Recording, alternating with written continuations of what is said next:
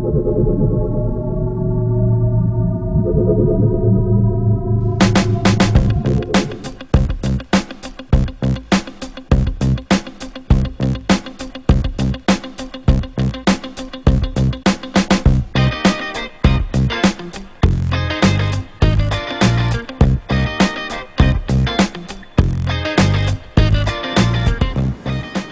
créez une entreprise ou vous avez un projet, vous faites un business plan et vous en êtes à la partie financière. Bonjour, je suis Thierry Barbier et nous allons voir ensemble comment faire simplement un tableau prévisionnel de flux de trésorerie, c'est-à-dire un tableau de cash flow. A tout de suite.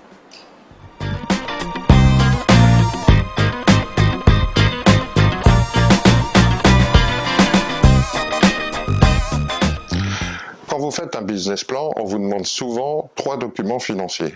Un bilan et un compte d'exploitation prévisionnel et un tableau de trésorerie prévisionnel, c'est-à-dire un tableau de cash flow.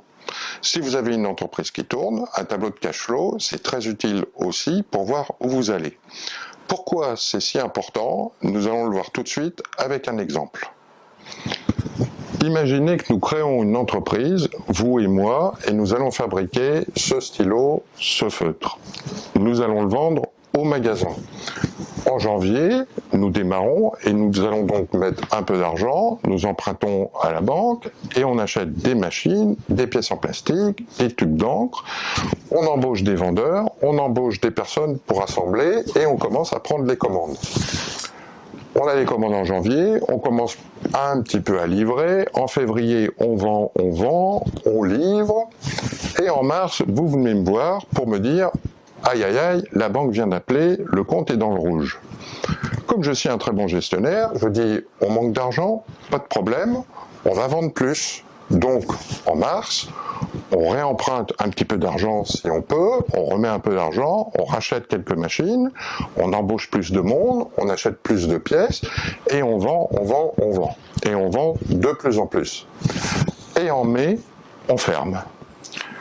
Pourtant, quand on regarde les comptes, tout va bien.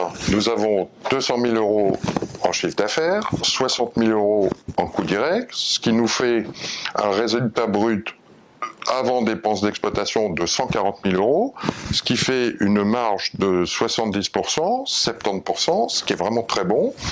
Ensuite, nous avons 120 000 € de dépenses d'exploitation, dépenses courantes, etc., ce qui nous laisse des bénéfices de 20 000 €. En quelques mois, c'est vraiment très bien. Alors, qu'est-ce qui s'est passé? En janvier, quand on démarre l'entreprise, on met de l'argent, on emprunte un peu d'argent pour mettre dans l'entreprise, on a des dépenses, on paye pour les machines, les pièces en plastique, les salaires, le loyer. En février, on commence à avoir un petit peu d'argent qui arrive des clients, on a des dépenses comme les salaires, le loyer. En mars, un peu plus d'argent arrive des clients, mais c'est là que le compte est dans le rouge et que je décide d'augmenter le chiffre d'affaires, d'augmenter les ventes et donc d'augmenter les dépenses. Donc, on a encore plus de dépenses en salaire, en machines, en pièces en plastique.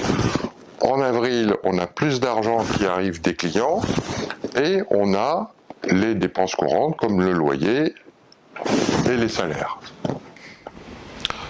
En fait, l'argent sort plutôt qu'il ne rentre. Quand on facture un client, le montant de la facture se retrouve immédiatement dans le chiffre d'affaires, mais pas sur le compte en banque, puisque les clients payent à 30 jours ou plus. Dans le même temps, nous payons les factures des fournisseurs et toutes les dépenses.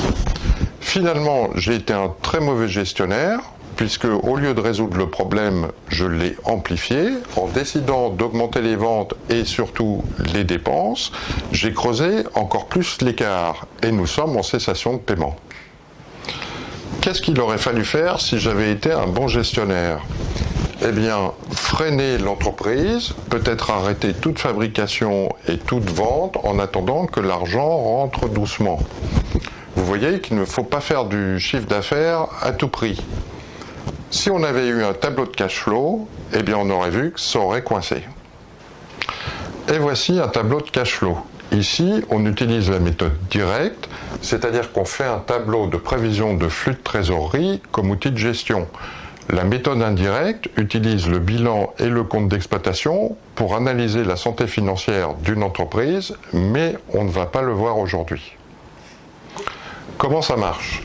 En haut, vous allez mettre les périodes, donc par mois, par semaine ou même par jour, si c'est très serré.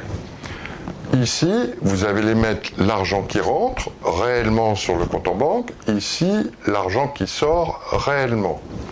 Quand vous recevez une facture à payer, vous mettez donc l'argent qui sort à la date où vous pensez payer la facture. Et quand c'est de l'argent que vous pensez recevoir des clients, vous avez fait une facture client, vous ne mettez pas l'argent et le montant à la date de la facture, mais à la date où vous pensez que le client va payer. Pour être plus sûr, vous pouvez, côté client, mettre une date un petit peu plus tard. Vous allez trouver facilement des modèles du tableau sur Internet. Ici, on démarre l'entreprise en janvier avec 0. On emprunte à la banque 60 000. Les actionnaires, vous et moi, on met 100 000, ce qui nous fait 160 000 en entrée. Côté dépenses, on dépense 100 000 pour les machines, 5 000 pour le loyer, 15 000 pour les salaires, 30 000 pour les pièces et 5 000 en divers, donc 155 000. La différence, le solde, c'est ce qui nous reste à la fin du mois de janvier, c'est-à-dire 5 000 euros. Au mois de février, nous démarrons donc avec les 5 000 euros. Les entrées, les clients commencent à nous payer, on reçoit 10 000 des clients, ce qui fait 15 000, et nous avons les dépenses, comme le loyer, 25 000, ce qui nous fait que là, on est négatif à moins 10 000. En mars, on part à moins 10 000, on remet de l'argent, on emprunte, pour arriver à 100 000, on a des dépenses encore, et on redevient positif, et ainsi de suite.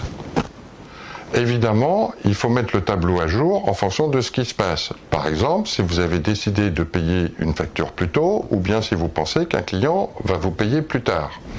Un tableau de cash flow, un tableau prévisionnel de flux de trésorerie va vous servir aussi à voir exactement le montant que vous avez besoin d'emprunter. Vous prenez ici le montant le plus gros qui est négatif, ici moins 20 000, que vous empruntez au départ, c'est-à-dire que si vous mettez 20 000 de plus ici, vous aurez tous les montants positifs ici, et ici, vous aurez 0. Comme vous voyez, c'est très simple, et un tableau de cash flow vous permet exactement de voir où vous allez. Et voilà, j'espère que ces explications vont vous aider. Je vous souhaite bon vent dans vos projets. À bientôt.